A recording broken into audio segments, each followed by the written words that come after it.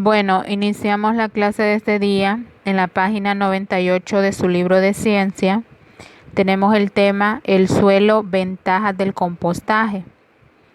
Este tema ya lo habíamos trabajado un poco en el cuaderno en las dos clases anteriores, pero lo vamos a retomar porque aún no hemos resuelto la actividad que trae el libro. Entonces voy a explicar lo más breve posible para que podamos contestar la actividad del libro. Entonces, en primer lugar, pues vamos a iniciar respondiendo cuáles son las características del suelo y si ustedes conocen el término compostaje, que ese lo vimos en la última clase, ¿verdad? Y también lo vamos a ver en el tema al final. Así que esas dos preguntitas ustedes las van a responder. Vamos a continuar. Suelo, dos puntos, dice ahí, soporte. El suelo es la capa de la corteza terrestre compuesta por materiales orgánicos y minerales, capaz de sustentar una vegetación que lo utiliza como soporte, fuente de aprovisionamiento de agua y sales minerales. Para que el suelo llegue a formarse necesita pasar por tres procesos. El primer proceso es la desintegración, que se debe a la acción de agentes geológicos. Ejemplo de ello ocurre en los lugares templados y fríos, donde el agua depositada en el suelo se congela y se deshiela. En los trópicos se ha visto que el calor del sol dilata las rocas y por enfriamiento brusco se contrae.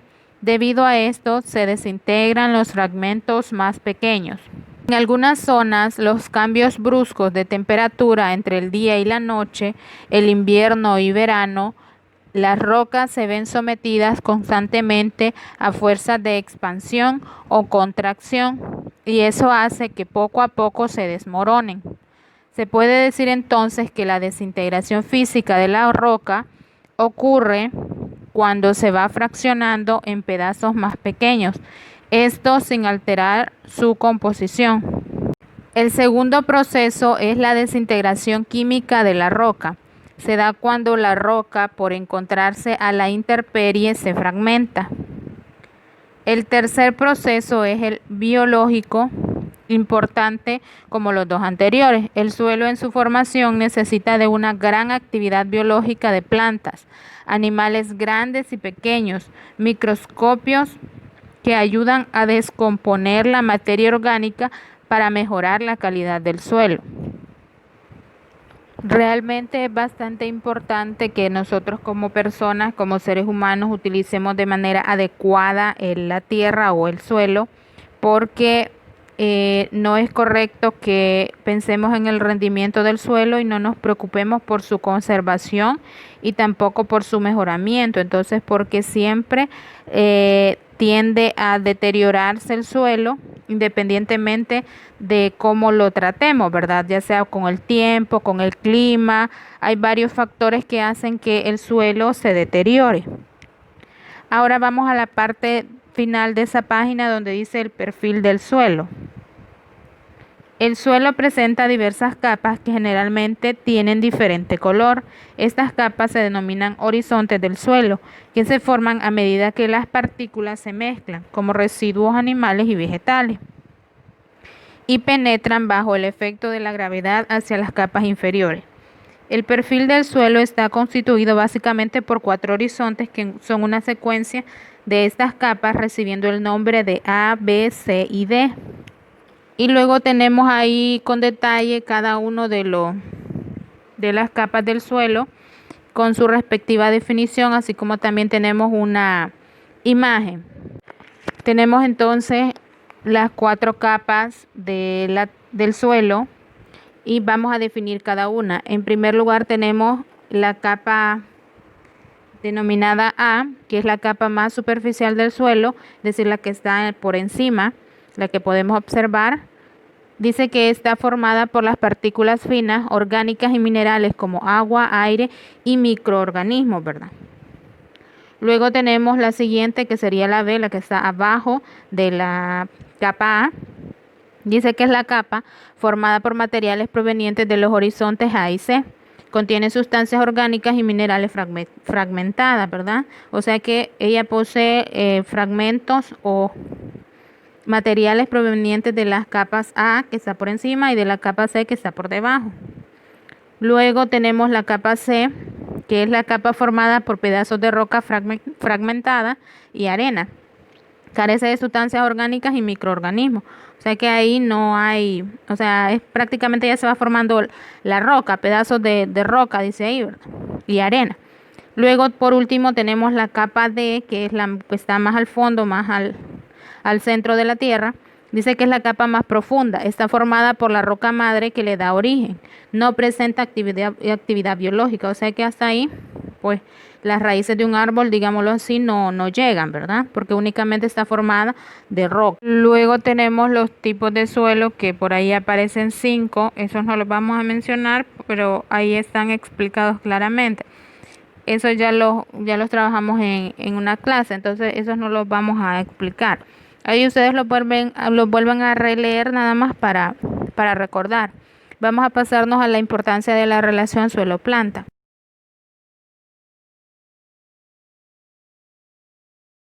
Entonces, el suelo fértil necesita de todos estos componentes, tanto del reino animal como del reino vegetal, que ahí ya vimos que prácticamente son incontables los organismos que posee el suelo. Entonces, pero que son bastante importantes para que se genere un buen cultivo.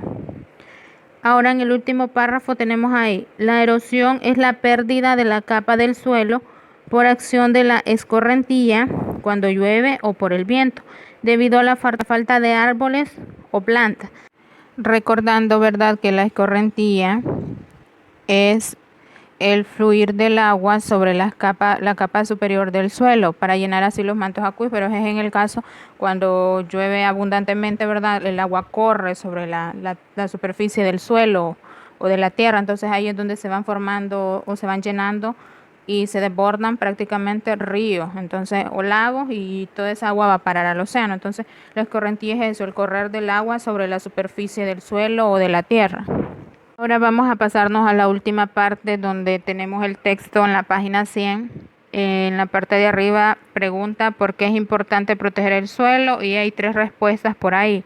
Porque es un recurso básico para la producción de alimentos vegetales, animales y microorganismos, eso ya lo sabemos, ¿verdad? De ahí proviene todo lo que nosotros consumimos, las plantas, los animales de la misma forma. Luego el número 2, filtra y purifica el agua, ¿verdad? Eso ya lo sabemos también, de ahí proviene el agua y para ahí mismo pues va. Y luego dice de su buen manejo y conservación depende la vida animal y vegetal. Sabemos que depende la vida tanto animal como vegetal, ¿verdad? Porque si no, pues no tendríamos manera de sobrevivir si no tenemos ni animales ni la vida vegetal, ¿verdad? Las plantas. Entonces es bastante importante que tratemos de conservar y manejar de manera correcta el suelo. Ahora, ¿cómo podemos protegerlo? Dice ahí, reforestando las áreas deforestadas, es decir, sembrando árboles donde se han talado.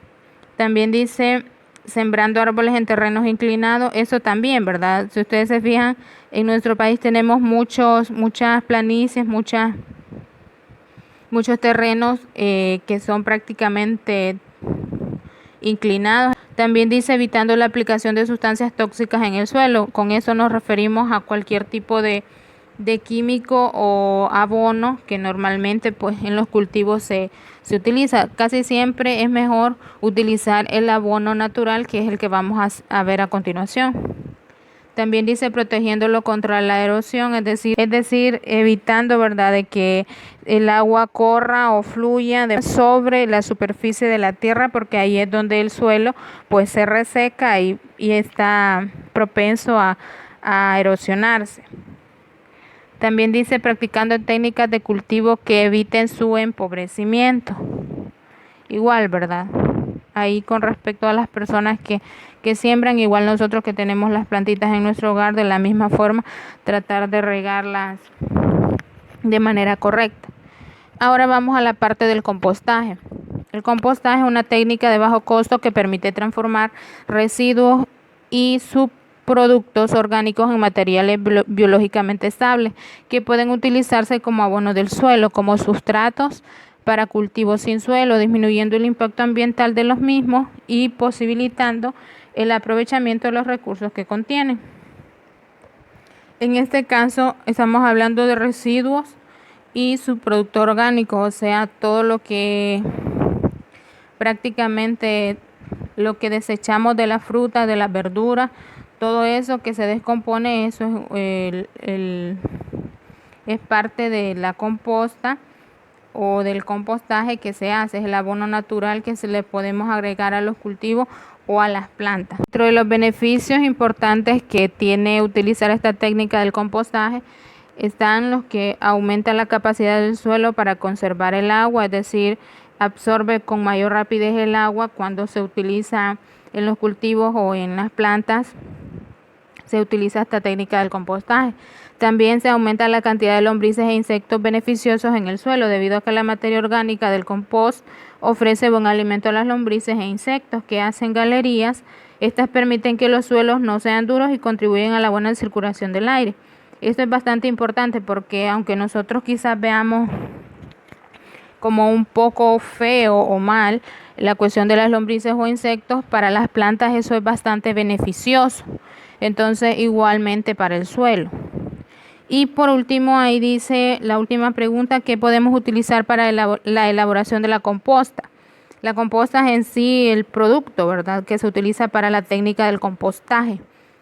Entonces utilizamos restos de fruta, verduras, flores, hojas y plantas verdes o secas, cáscaras de huevos, césped, yogures, zumos de frutas caducados, restos de poda triturada, tapones de corcho y papel de cocina, cenizas, aserrín de madera natural, aceite, vinagre, restos de cosecha del huerto, filtrado de café, restos de infusiones como bolsas de té y por último estiércol de animales de granja y paja.